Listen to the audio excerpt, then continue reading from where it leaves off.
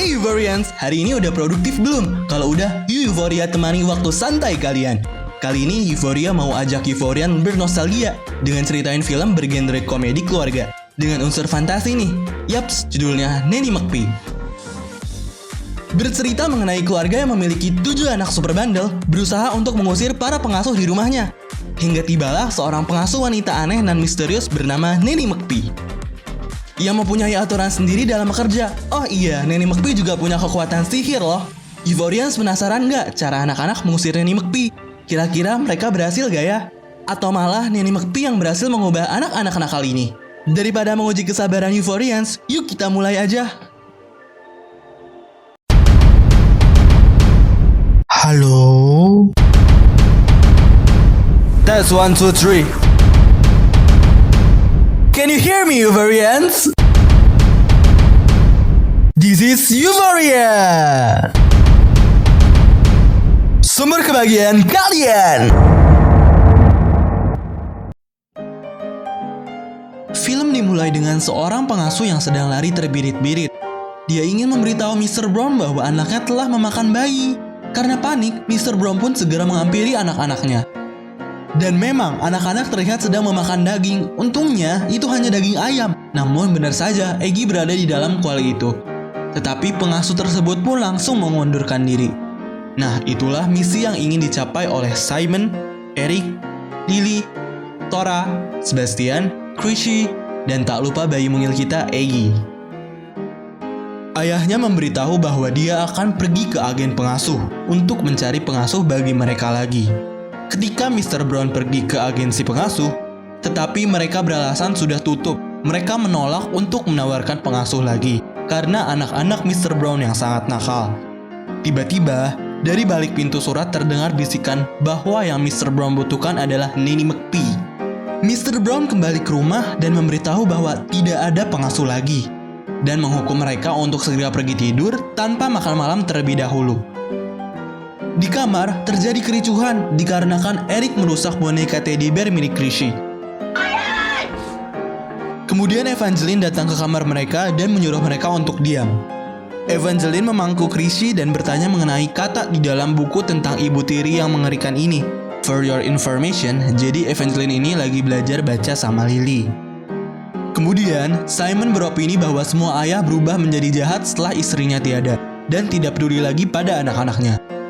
Evangeline menimpa bahwa Mr. Brown masih menyayangi mereka, hanya saja banyak pikiran setelah ibu mereka tiada.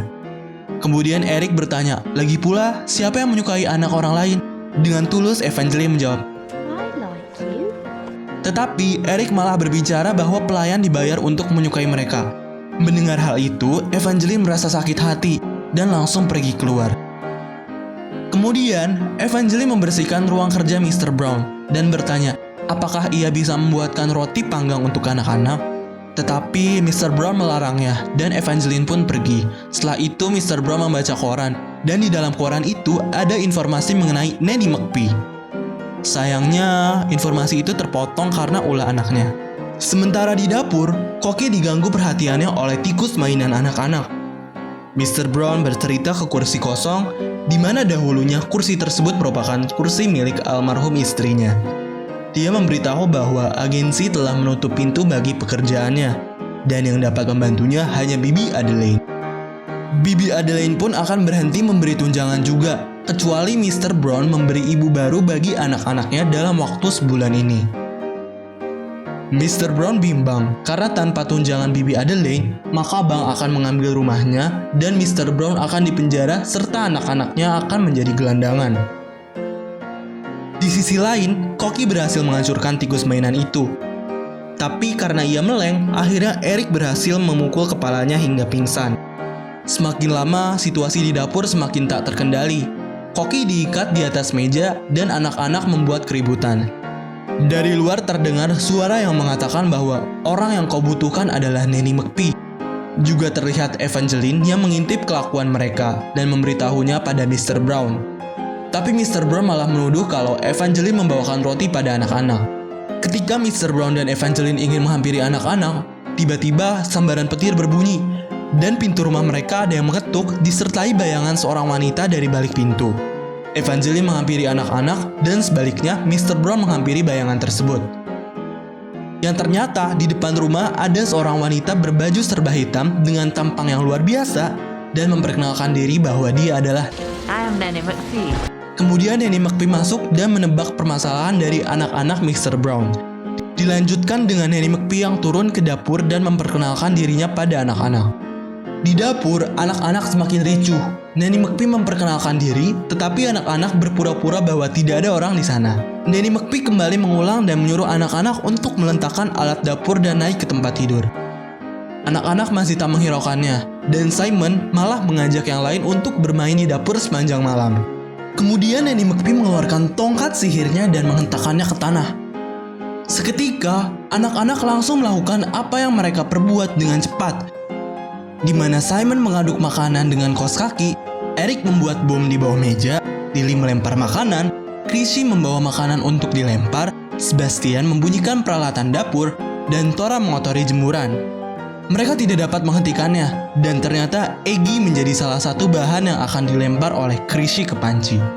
Mereka pun berusaha untuk berhenti, tapi tidak bisa. Hingga giliran Eggy dilempar pun semakin dekat. Simon menyuruh yang lain berhenti dan pergi tidur. Tetapi Nanny McPhee ingin menghentikan ini jika semuanya mengatakan tolong. Namun Simon tidak mau karena ia tidak akan pernah mengatakan tolong. Kemudian Nanny McPhee ingin keluar dari dapur. Saat itu pun Tora, Chrissy, dan yang lain meminta tolong, kecuali Simon. Tora menyuruh agar Simon mengatakan tolong agar Eggy bisa selamat. Simon pun mengatakan tolong tetapi setengah hati. Karena Eggy sebentar lagi terlempar, akhirnya Simon mengatakan, Please, Nanny McPhee. Nanny McPhee mengangkat tongkat sihirnya dan menghentakkannya ke tanah. Dan situasi pun tampak seperti semula, tidak ada kekacauan sama sekali. Anak-anak pun pergi ke kamarnya dan Evangeline serta Koki terlihat tenang. Dan sama sekali tidak mengetahui kejadian di dapur sebelumnya. Waktu tidur pun tiba dan Nanny McPhee datang ke kamar. Karena anak-anak belum memperkenalkan diri mereka, akhirnya Simon memulai untuk memperkenalkan dirinya. Dilanjutkan anak-anak yang lain dengan nama yang konyol, seperti mengandung unsur kentut, binatang, gelandangan, hingga pup. Kemudian Nanny McPhee menatap anak-anak satu persatu dan mengucapkan selamat malam dengan nama asli mereka. Seketika mereka pun langsung terdiam dan terheran-heran. Kemudian Nanny McPhee menjelaskan tentang cara kerjanya, yaitu jika anak-anak membutuhkannya tetapi tidak menginginkannya, maka Nanny McPhee akan tinggal. Sementara bila anak-anak menginginkannya tetapi tidak membutuhkannya, maka Nanny McPhee harus pergi. Setelah itu, Nanny McPhee pun pergi ke kamarnya, namun disusur Mr. Brown karena ia ingin menanyakan persyaratan Nanny McPhee. Nanny McPhee pun menjelaskan bahwa anak-anaknya harus lulus 5 pelajaran. Pelajaran yang mereka pelajari sepenuhnya terserah mereka, dan Nanny McPhee juga akan cuti pada Minggu sore. Pagi hari pun tiba, Nanny McPhee menyuruh anak-anak untuk bangun dan memberikan kesempatan bagi mereka selama 30 menit untuk bersiap-siap keluar. Anak-anak merasa malas dan berencana pura-pura sakit agar mereka bisa bermalas-malasan di kamar. Simon memberitahu yang lain bahwa Nanny McPhee adalah seorang hipnotis terlatih. Dan agar tidak terhipnotis, mereka tidak boleh melihat langsung ke arah Nanny McPhee. Sampailah Nanny McPhee di kamar. Anak-anak berpura-pura sakit dengan muka yang putih disertai bintik-bintik merah, dengan nada bicara yang tersendat. Tentunya, Nanny McPhee memberitahu mereka untuk tetap di tempat tidur. Anak-anak tampak kegirangan, kemudian Nanny McPhee menghentakkan tongkat sihirnya, dan seketika mereka merasa sakit dan mereka tak dapat keluar dari tempat tidur. Setelah itu Nanny McPhee membawa sebotol obat campak untuk diberikan pada anak-anak. Ketika obat itu dituangkan, tampak bahwa bentuk dan warnanya yang menjijikan dan bergejolak. Dengan terpaksa, Simon harus meminumnya. Kemudian Nanny McPhee menyuruh Koki untuk memasak kaldu tulang untuk anak-anak. Koki sangat senang mengetahuinya, karena itu yang dahulu sering ia masak di kamp pelatihan militer. Supnya kelihatan gak enak banget, dan mereka ingin tahu berapa lama lagi mereka semua akan meninggoy. Di malam harinya, Evangeline datang ke kamar mereka, dan mereka meminta tolong agar Evangeline memasakkan mereka makanan. Kemudian Mr. Brown dan Nanny McPhee menghampiri mereka. Nanny McPhee menghentakkan tongkat sihirnya kembali, setelah itu keajaiban pun terjadi. Can we get up, please? Saat itulah salah satu tai lalat Nanny McPhee lenyap. Chrissy meminta untuk dibacakan dongeng oleh ayahnya, tetapi ayahnya menolak karena sibuk. Akibatnya, mereka pun terlihat murung. Untuk menyenangkan hati anak-anak, Nanny McPhee meminta Evangeline untuk membuatkan makanan yang enak untuk mereka. Dan wajah ceria pun muncul dari wajah mereka. Di pagi hari, Mr. Brown mendapatkan telegram yang isinya menjelaskan bahwa Bibi Adelaide akan datang untuk minum teh hari ini. Anak-anak pun kaget dan merasa ketakutan, karena Bibi Adelaide tampak keji dan ganas. Tetapi, karena ini hari Minggu, Nanny McPhee harus cuti pada sore harinya. Simon mempunyai rencana untuk memakaikan baju terbaik mereka pada hewan ternak. Hingga tibalah Bibi Adelaide di rumah mereka. Mr. Brown dan Bibi Adelaide mengobrol yang intinya adalah mengangkat salah satu anaknya serta tinggal bersamanya di Stitch Manor. Diam-diam, Chrissy menguping pembicaraan mereka dan memberitahukannya kepada saudara-saudaranya yang lain. Mr. Brown dan Bibi Adelaide pun keluar rumah untuk melihat anak-anak. Tetapi, karena anak-anak memakaikan baju mereka pada hewan ternak, Mr. Brown pun menjilat kacamata Bibi Adelaide agar pandangannya kabur. Di sisi lain, anak-anak berusaha untuk menggiring keledai. Tetapi karena talinya putus, keledai itu malah mengejar Chrissy. Chrissy berlari tapi malah menabrak Bibi Adelaide, dan Chrissy pun menjadi yang terpilih oleh Bibi Adelaide.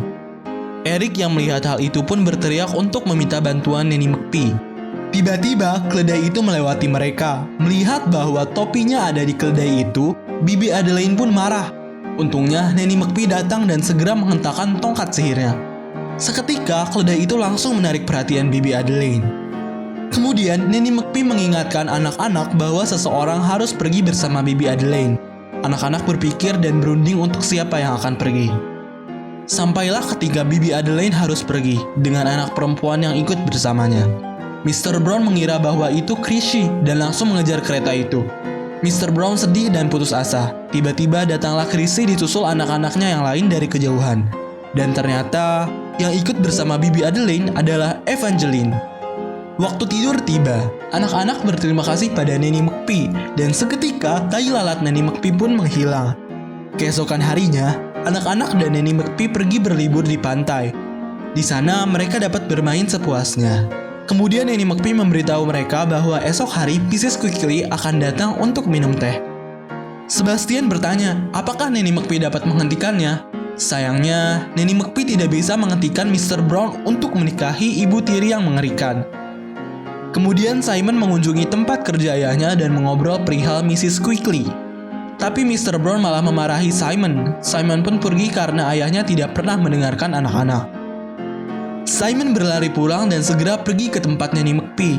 Simon meminta bantuan Nanny McPhee untuk menyingkirkan Mrs. Quickly. Tetapi Nanny McPhee tidak dapat melakukannya. Sehingga Simon meminta untuk melakukan apa saja pada Mrs. Quickly dan menanggung konsekuensinya. Tibalah hari di mana Mrs. Quickly datang. Setelah melihat anak-anak, mereka pun langsung pergi minum teh di kantor Mr. Brown. Anak-anak berusaha untuk mengganggu mereka, tetapi rencananya berhasil digagalkan Mr. Brown. Berbagai rencana telah dilakukan, seperti menaruh laba-laba, memberikan sandwich cacing, teh telur kodok, lemparan puding, dan gagang pintu yang disetrum. Mr. Brown menggagalkan itu semua, tetapi cara menggagalkannya terkesan lancang. Karena kurang ajar, akhirnya Mrs. Quickly pergi dari rumah. Anak-anak sangat senang karena rencananya berhasil. Kemudian ayahnya menghampiri mereka dan menjelaskan perihal Bibi Adelaide yang menyuruhnya untuk menikah bulan ini agar tunjangannya tidak dihentikan. Dan Mrs. Quickly adalah kesempatan terakhirnya. Mendengar hal itu, anak-anak tampak sedih. Karena Simon yang menerima konsekuensinya, maka ia harus membatalkannya sendiri. Keesokan harinya, anak-anak menghampiri rumah Mrs. Quickly. Kemudian anak-anak minta maaf dan menjelaskan pada Mrs. Quickly perihal kejadian kemarin, dan juga Bibi Adelaide. Karena Mrs. Quickly mata duitan, akhirnya ia menyetujuinya dan langsung menghampiri Mr. Brown. Dengan terpaksa, Mr. Brown melamar Mrs. Quickly. Hari pernikahan pun tiba. Anak-anak pun telah siap, dan kemudian Mrs. Quickly melakukan pembicaraan dengan anak-anak. Dia memberitahu bahwa anak-anak harus nurut dengannya. Karena Mrs. Quickly tidak menyukai kebisingan, ia pun mematahkan kerincingan Aggie, di mana kerincingan itu adalah peninggalan dari almarhum ibunya. Setelah itu Bibi Adelaide pun datang bersama Evangeline yang terlihat sangat anggun. Dan waktu pernikahan pun tiba, semuanya berkumpul dan menyaksikan. Simon masih berusaha menghentikannya, dan ia memiliki rencana yaitu berpura-pura bahwa sekawanan lebah mengganggu acara itu. Semuanya langsung teralihkan dan pastor pun takut dengan lebah karena dia alergi. Mr. Brown pun mengikuti rencana mereka. Kemudian kericuhan terjadi dan Mrs. Quickly tidak sengaja melemparkan kue ke muka Bibi Adelaide. Mereka pun saling melempar kue, hingga akhirnya Mrs. Quickly berusaha untuk menghajar anak-anak. Untung saja, Mr. Brown segera menghentikannya. Mrs. Quickly pun akhirnya pergi. Bibi Adelaide sangat kecewa dengan mereka termasuk Evangeline. Ketika Bibi Adelaide dan Evangeline ingin pergi, anak-anak berusaha untuk menyatukan Evangeline dengan ayah mereka. Hingga akhirnya Mr. Brown melamar Evangeline. Nanny McPhee menghentakkan tongkat sihirnya dan keajaiban pun terjadi. Tiba-tiba turun salju dan pakaian mereka pun berganti. Nanny McPhee yang tampak cantik jelita serta Evangeline juga tampak anggun. Kemudian Nanny McPhee mengiringi Evangeline ke altar. Evangeline dan Mr. Brown pun menikah. Semua tampak kegirangan akan hal ini. Dan ini adalah momen yang membuat merinding dan sedih banget. Apalagi kerincingan peninggalan ibu mereka utuh kembali. Kemudian Nanny McPhee pergi karena telah menyelesaikan pelajaran yang anak-anak butuhkan. Pelajaran pertama, pergi tidur jika disuruh. Pelajaran kedua, bangun saat disuruh. Pelajaran ketiga, berpakaian saat disuruh.